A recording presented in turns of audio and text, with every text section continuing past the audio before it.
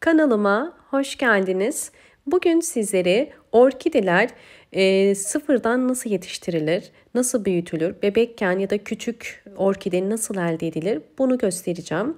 Bunun için ihtiyacımız olan sarımsak. Sarımsak orkide bakımında kullanılan çok faydalı bir sebzedir. Bunun için bir diş sarımsak yeterli. Bir diş sarımsağı kabuklarıyla beraber doğruyorum. Çünkü kabuklarında da sarımsakta olduğu gibi vitaminler var. Ve bunları 300 milimlik bir cam şişenin içerisine koyuyorum. Üzerine de alabildiği kadar su ekleyeceğim. Ve daha sonra bu karışımı 30 dakika bekleteceğim. Karışımı bekletirken şimdi yapmamız gereken orkide dalını budamak. Budayacağımız dalı yeniden keyik oluşturmak için kullanacağız. Burada dikkat etmeniz gereken, bakın bu şekilde yan dalları kesinlikle almıyoruz. Çünkü bunlar çok güçlü değil ve yeni keyiki çıkarmaz. Yani keyiki demek bebek orkide, yeni orkide demek.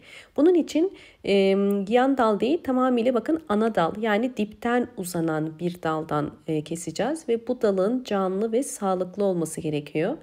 Gördüğünüz üzere aktif ve sağlıklı bir dal ve bunu en dipten kesiyorum. Keserken çok ezmeden kesmeye çalışın. Bakın gördüğünüz üzere bu dalın üzerinde şu anda yeşil boğumlar var. Her bir yeşil boğumun altında bir filiz var ve bu filizlerden keiki, yani bebek orkide ya da çiçek dalı çıkabilir. Gördüğünüz üzere bu yeşil boğumları bırakıp kuruyan, bakın boğumları boşalan, yani çiçeklerini döken yerden keseceğim. Ve biraz üstünden tek seferde kesiyorum.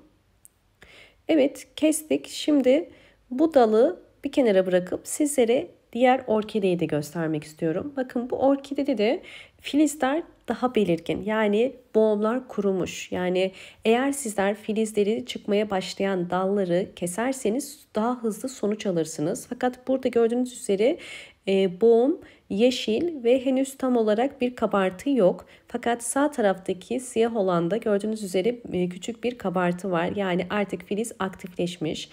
Böyle hızlı bir sonuç almak istiyorsanız bu tarz dalları seçmenizi tavsiye ederim. Yine en dipten kesiyorum.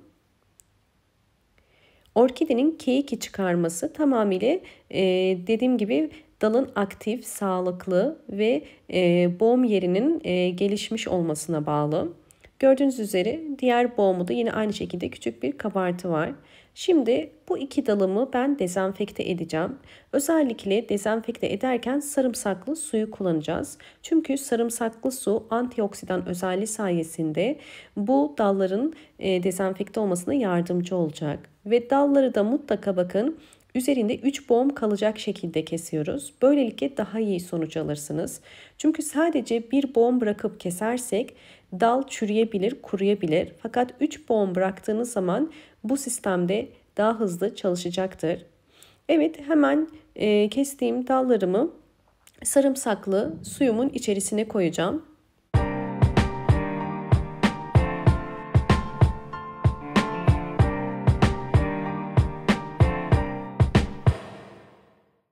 Evet, bu sarımsaklı suda 30 dakika bekletiyoruz.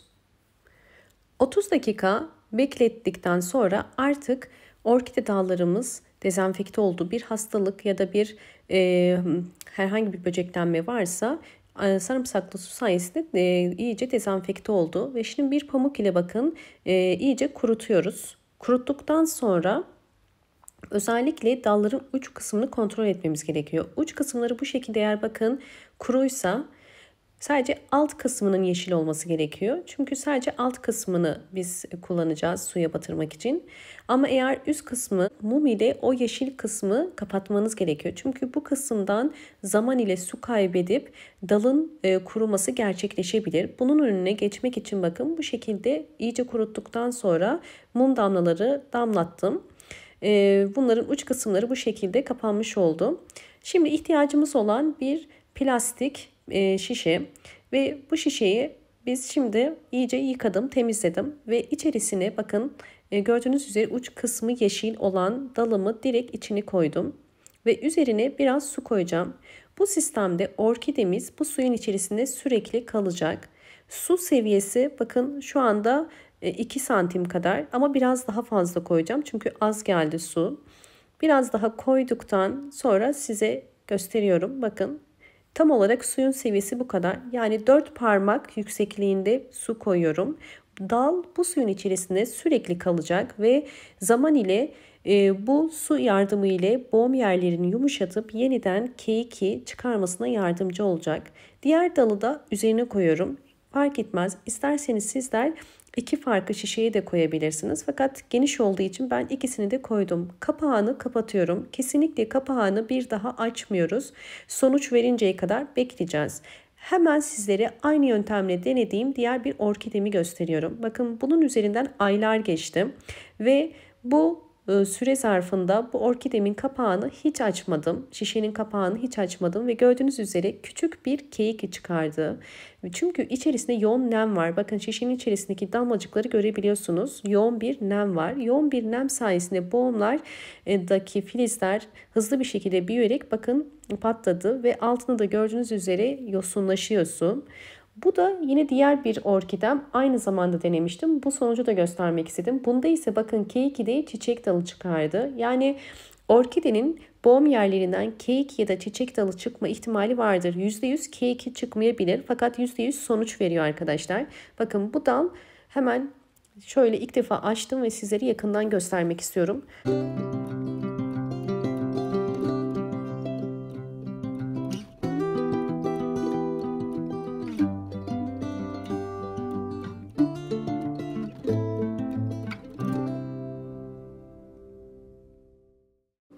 Bu plastik şişede orkidenin bakın dalı uzun olduğu için daha kolay filizleniyor. Bakın burada da bir kabarma var. Buradan da muhtemelen yine bir K2 daha çıkaracak. Hemen suyun içerisine koyduğum kısmı da gösteriyorum yakından. Bakın burada da bir patlama var. Bu da muhtemelen yine bir K2 çıkarabilir. Uzun süre aylardır suyun içerisinde olduğu için bakın bu şekilde gördüğünüz üzere bir tabaka oluşturmuş. Bu kendisini koruması için ve çürüme kesinlikle dalda yok. Dal gayet canlı ve devam ediyor gelişimini göstermeye.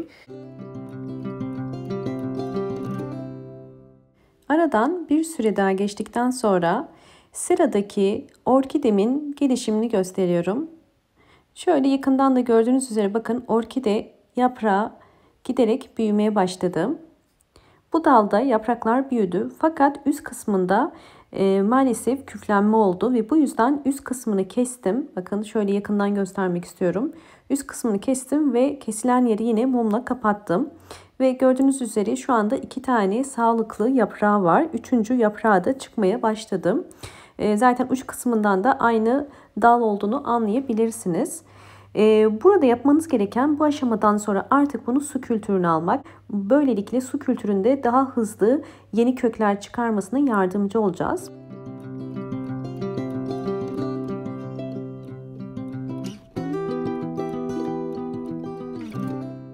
Sırada büyüttüğüm keyikim artık yeni kökler çıkarmaya başladı su kültüründe. Bakın suyun içerisinde kalan gövde kısmı bu şekilde oluyor.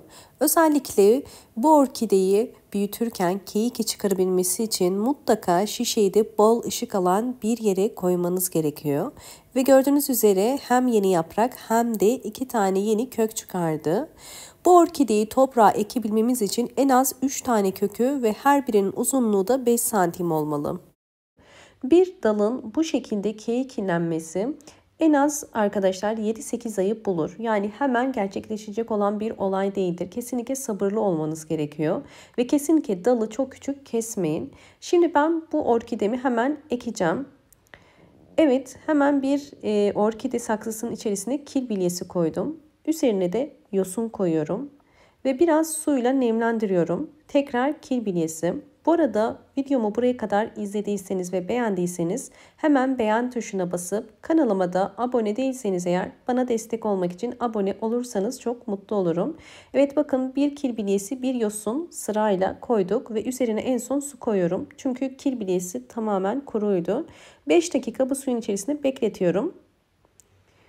5 dakika sonrasında artık orkidemin bakın çiçek keyikisini ekiyorum. Ekerken hem dal da üzerinde bakın dalı kesmiştim ben kısa bir şekilde ve köklerin de yosun üzerine gelmesine dikkat edin. Biraz büyük bir saksı tercih ettim çünkü kökleri gördüğünüz üzere uzun ve yanlamasına doğruydu. Bir keyiki bu şekilde en az 3-4-5 kök çıkarırsa ve her bir kökün uzunluğu 4-5 santim olursa bu şekilde saksısına ekebilirsiniz. Kesinlikle nemli olması gerekiyor ve bol ışık alan bir pencere kenarına koymanız gerekiyor. Ve ara sıra tabii ki vitaminler de verebilirsiniz. Zaman ile hızlı bir şekilde büyüyüp yeni bir orkide olacaktır. Umarım bu videom sizler için faydalı olmuştur. Videomu buraya kadar izlediyseniz ve beğendiyseniz hemen beğen tuşuna basıp kanalıma da abone değilseniz eğer bana destek olmak için abone olabilirsiniz. Bol bol yorumlar yapıp yorumlar kısmına da sorularınız varsa sorabilirsiniz. Hoşça kalın, sağlıkla kalın.